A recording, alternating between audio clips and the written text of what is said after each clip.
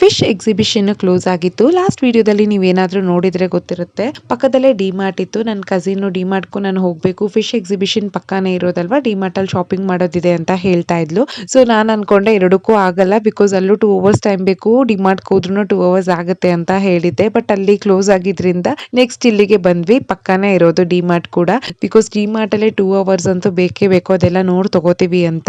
ನಂದೇನು ಶಾಪಿಂಗ್ ಇರ್ಲಿಲ್ಲ, ನನ್ನ ಕಸಿನ್ದು ಮಾತ್ರ ಶಾಪಿಂಗ್ ಇದ್ದಿದ್ದು. ಬಟ್ ಆಲ್ಮೋಸ್ಟ್ ಡಿಮಾರ್ಟ್ ಹೋಗೋರ್ಗೆ ಗೊತ್ತಿರುತ್ತೆ, ಏನು ಶಾಪಿಂಗ್ ಇಲ್ಲ ಅಂತ ಹೋದ್ರು ಅಲ್ಲಿ ಏನಾದ್ರೂ ಪರ್ಚೇಸ್ ಮಾಡ್ತೀವಿ. ಹಂಗೆ ನಾನು ಕೂಡ ಮಾಡಿದೆ. ಮತ್ತೆ 1 or 2 ಐಟಮ್ಸ್ ಅಂತ ಹೋಗಿರ್ತೀವಿ, ಜಾಸ್ತಿನೇ ಆಗಿರುತ್ತೆ. ಆ ತರನೇ ಆಯ್ತು ನನಗೂ ಕೂಡ.